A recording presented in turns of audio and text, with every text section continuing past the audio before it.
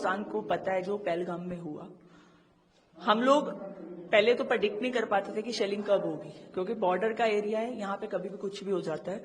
तो community single house hold bunkers है जो वो हमें रेडी ही मिलते हैं। जो कम्युनिटी बंकर्स है इनको हमें प्रिपेयर करना पड़ता है टाइमली। और आज की डेट में जो पहलगाम में हुआ, अगर उसका रिटेलिएट हिंदुस्तान नहीं करेगा तो वो शर्म की बात हो जाएगी हमारे लिए। तो हम बॉर्डरवासी हैं, इसीलिए जो हिंदुस्तान में होगा वो सबसे पहले इफेक्टेड तो हमारे एरियाज होते हैं। तो हम लोग उसके लिए अपने आप को प्रिपेयर कर रहे हैं कि अगर कुछ भी होता है we are ready for that.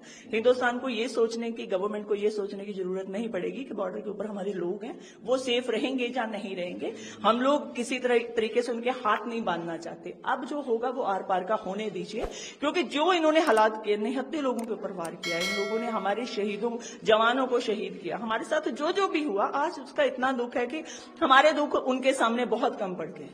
तो दैट्स वाई हम लोग अपने पब्लिक के लिए, अपने लोगों के लिए, जो हमारे कम्युनिटी बंकर्स, जो हमारे सेफर जोन है, उनको रेडी कर रहे फॉर दैट कि अगर कल को कुछ भी होता है तो वी आर रेडी। तो मतलब काफी इतने सफिशिएंट है bunkers? Single house hold bunkers sufficient है अगर मैं बोलूं तो। कम्युनिटी बंकर्स हमारे ऐसे प्लेसेस पर हैं जहां पे गैदरिंग होती है। अगर स्कूल हो गए, हमारे राशन स्टोर्स हो गए, हमारे ऐसे कम्युनिटी एरियाज हो गए, यहाँ पे लोगों का इकट्ठ रहता है, तो वहां पे ये हमारे कम्युनिटी बंकर्स हैं कि अगर कल को कुछ भी होता है तो घर जाने की जरूरत नहीं रहेगी। तो यहाँ पे हम लोग अपनी शरण ले सकते हैं। एंड वन बंकर होल्ड करता है कोई 70 लोगों को, कम्युनिटी बंकर्स में। तो पहले भी क्योंकि यहाँ शेलिंग हुई है, बॉर्डर के लोगों को तो पता ही है। बिल्कुल बिल्कुल बिल्कुल। उस हिसाब से मतलब ये बंकर सेफ है? देखिए ये बंकर मोर देन सेफ है, और मैं इसकी सेफ्टी और इसका अगर आपको पैरामीटर बताने जाऊं तो आज तक ये बंकर्स खड़े हैं, बहुत हेवी शेलिंग में भी खड़े हैं, तो इट मीन्स ये सेफ है तभी ये खड़े हैं। ये फुली आरसीसी के बंकर हैं, इनको आपको पता ही है कि कुछ हो नहीं सकता।